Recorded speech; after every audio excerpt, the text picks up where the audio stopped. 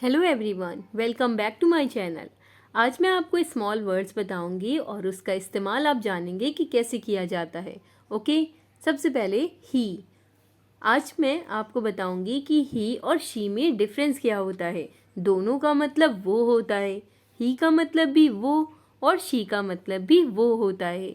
लेकिन ही का इस्तेमाल हमेशा लड़के के लिए किया जाता है। जैसे कि मुझे अगर कहना हो कि वो दौड़ता है तो मैं कहूँगी ही रन्स। लेकिन अगर मुझे कहना हो कि वो दौड़ती है तो मैं कहूँगी शी रन्स। तो आपको ध्यान रखना है, ही का मतलब भी वो होता है और शी का मतलब भी वो होता है। लेकिन शी का इस्तेमाल हमेशा लड़की के लिए और ही का इस्तेमाल हमेशा लड़के के लिए किया जाता है। जैसे कि मुझे अगर कहना हो कि वो मुस्कुराई तो मैं कहूँगी शी स्माइल्ड। लेकिन अगर मुझे कहना हो कि वो मुस्कुराया तो मैं कहूँगी ही स्माइल्ड। ओके। वी का मतलब क्या होता है? वी का मतलब होता है हम। ओके, यानी कि जब आप केवल अकेले की बात नहीं कर रहे होंगे, आपके साथ कोई और भी होगा, आपको कहना हो कि हम लोग खुश हैं। ठीक है, हम लोग खुश हैं, मैं खुश हूँ ये नहीं, आपने कहा हम लोग खुश हैं, यानी कि एक से ज़्यादा व्यक्ति हैं। तो हम की इंग्लिश होती है वी। हम लोग खुश हैं, we are happy. We are happy. Okay. They का इस्तेमाल कहाँ करेंगे? दे का मतलब होता है वे लोग। जब कई लोग खड़े होते हैं हम कहते हैं कि वे लोग, यानी कि कई लोगों की बात कर रहे हैं, तो वहाँ पे आप दे बोलेंगे। दे आर प्रीटी, वे सुंदर हैं, वे सुंदर हैं। They are pretty. Okay. You का मतलब होता है आप या तुम। जैसे कि अगर आपको कहना हो किसी से, आप नहीं पहचान पाए किसी को, आपको कहना हो तुम कौन हो, who are you, who are you. तो आपने देखा मैंने बोला हु आर यू, तो यू का मतलब मैंने आपको बताया तुम। लेकिन हु का मतलब क्या होता है? हु का मतलब होता है कौन। हु का मतलब कौन। हु आर यू, यही मैंने आपको बताया था। तो यू का मतलब तुम, हु का मतलब कौन, हु आर यू तुम कौन हो। एक बात और ध्यान रखिएगा, जहाँ पर भी आपको इज एम आर दिखे, इसका मतलब वहाँ पे प्रेजेंट की बात की जा रही हो। तुम कौन हो, हु आर यू। अगर आपको ये बेसिक वर्ड्स नहीं पता है, हेल्पिंग वर्ड्स, तो मैंने एक वीडियो में आपको बताया था जिसका लिंक मैं डिस्क्रिप्शन बॉक्स में दे दूंगी, आप ज़रूर चेक कर लीजिएगा। ओके। विच का मतलब क्या होता है? विच का मतलब होता है कौन सा लंबा है। Which one is long, which one is long, कौन सा लंबा है। Which one is long. Okay. What का मतलब क्या होता है? वॉट का मतलब होता है क्या। जैसे कि अगर आपको कहना है वो क्या है, वॉट्स दैट, वॉट्स दैट, यानी कि वॉट इज दैट, वो क्या है। ओके, वो क्या है। नेक्स्ट है, अब मैंने यहाँ पे लिखा हुज। हुज का मतलब क्या होता है? हुज का मतलब होता है किसका। ओके, किसका। जैसे कि अगर आप, या फिर आप कह सकते हैं किसकी। ठीक है, यह किताब किसकी है। अक्सर हम लोग कभी कभी ऐसे कहते हैं कि ये पेन किसका है, ये किताब किसकी है। तो यहाँ पे जो किसकी है, इसके लिए आप हुज वर्ड का इस्तेमाल करेंगे। यह किताब किसकी है, whose book is this, whose book is this. इसका मतलब है, दिस का मतलब ये है। ठीक है, यह किताब किसकी है, whose book is this. Where का मतलब क्या होता है? वेयर का मतलब होता है कहाँ। जैसे कि अगर आपको कहना हो कि मैं कहाँ हूँ, आप कहें where am I, where am I, मैं कहाँ हूँ। एम का मतलब हूँ, आई यानी कि मैं की इंग्लिश आई, हु की इंग्लिश एम, कहाँ के लिए where, where am I. When का मतलब होता है कहीं कहीं पे जब और कहीं कहीं पे कब। जैसे कि जब चाहो जाओ, जाने की go when you want, go when you want. Next है, अब मैंने यहाँ पे लिखा वाई। वाई का मतलब होता है क्यों। जब आपको कहना है किसी से क्यों, आप कहें वाई, वाई। जैसे कि किसी ने कहा तुम मत जाओ, तो मैं आपको कहना क्यों, आप कहें वाई, वाई क्यों। जैसे कि मैंने कहा मैंने पूछा क्यों, मैंने पूछा क्यों, आई आस्क्ड वाई।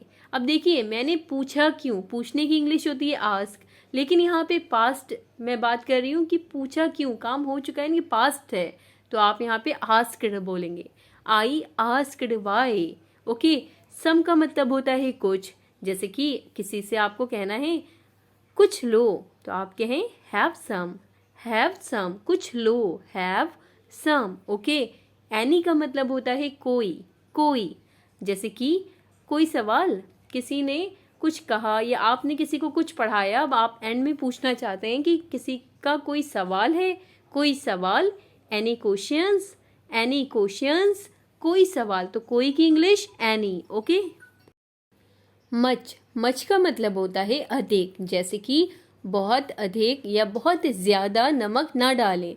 बहुत की इंग्लिश होती है TWO, कहीं कहीं पे TWO होती है, कहीं कहीं पे वेरी भी होती है।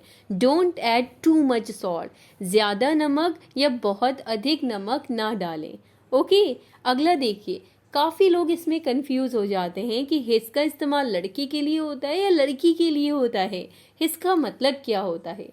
हिज का एक मतलब उसका होता है, लेकिन हमेशा अगर हिज लगा है इसका मतलब आप किसी लड़के के बारे में बात कर रहे हैं, जैसे कि वो उसका घर है, यहाँ पे वो जो है वो एक लड़का है, जब भी आपने यहाँ पे हिज बोला, वो उसका घर है, दैट्स हिज हाउस। यहाँ पे जो उसका है इसकी इंग्लिश आई है हिज। ओके, तो हमेशा ध्यान रखना है कि हिज का मतलब होता तो उसका है, लेकिन लड़के के लिए। हर का मतलब भी उसका होता है, लेकिन लड़की के लिए। तो हर का इस्तेमाल हमेशा लड़की के लिए और हिज का इस्तेमाल हमेशा लड़की के लिए किया जाता है। जैसे कि मैं उसे जानता हूँ, आई नो हर। अब यहाँ पे मैंने आई नो के साथ हर बोला, यानी कि मैं लड़की की बात कर रही हूँ। आई नो हर, मैं उसे जानता हूँ, I know her. Okay, next है देम का मतलब क्या होता है। देम का मतलब होता है उनकी या उनके। जैसे कि अब देखिए यहाँ पे मैं एक लॉन्ग सेंटेंस ले रही हूँ कि हम मिलकर उनकी देखभाल करेंगे, हम मिलकर उनकी देखभाल करेंगे, we will take care of them together.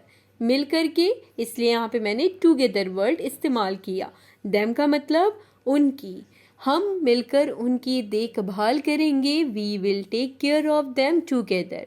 Me का मतलब होता है मुझे, यह मुझ पर है, यह मुझ पर है, it's on me, it's on me. पर के लिए ऑन लगाया और है के लिए इट के साथ इज लगाया, यह के लिए आपने इट लगाया और मुझ के लिए आपने मी लगाया। इट्स ऑन मी, यह मुझ पर है। अस का मतलब होता है हमें, क्या आप हमें जानते हैं, डू यू नो अस, क्या आप हमें जानते हैं, डू यू नो अस। तो अस का मतलब हमें, मी का मतलब मुझे। ओके, देम का मतलब उनकी। नेक्स्ट देखिए कौन सा वर्ड है। अब यहाँ पे मैंने लिखा दिस। बहुत ज़्यादा आप लोग कंफ्यूज रहते हैं कि दिस लगाऊं या दैट लगाऊं। आज मैं आपको बताती हूँ। दिस का मतलब होता है ये, कहीं कहीं पे इट का मतलब भी ये होता है। इसमें एक बहुत ही माइन्यूट डिफरेंस है जो मैं आपको किसी क्लास में ज़रूर बताऊंगी, ठीक है। लेकिन आज मैं आपको बताऊंगी दिस और डैट का इस्तेमाल कहाँ कहाँ करना है। दिस का मतलब होता है ये, जैसे कि ये है एक पेन है, दिस इज़ अ पेन। एक के लिए ए वर्ड का इस्तेमाल किया, पेन के लिए पेन, और है की इंग्लिश इज। यह के लिए दिस इज अ पेन, यह एक पेन है। दैट का इस्तेमाल करा जाता है जहाँ पे कोई चीज़ दूर होती है, ठीक है, या फिर आपको कहना होता है वो हो, ठीक है, जैसे कि वो हो मैं हूँ। अब आप इशारा करते हुए कह रहे हैं कि वो हो मैं हूँ, ठीक है, तो आप कहें that's me, that is me, यानी कि वो हो मैं हूँ, दैट्स मी। ओके, दीज का मतलब ये, जैसे कि ये कुर्सियाँ बड़ी हैं, वहाँ पे कई कुर्सियाँ हैं, तो आप यहाँ पे दीज बोलेंगे। यह के लिए दीज चेयर्स आर बिग, यह कुर्सियाँ बड़ी हैं। ओके, दोज का इस्तेमाल कहाँ होगा।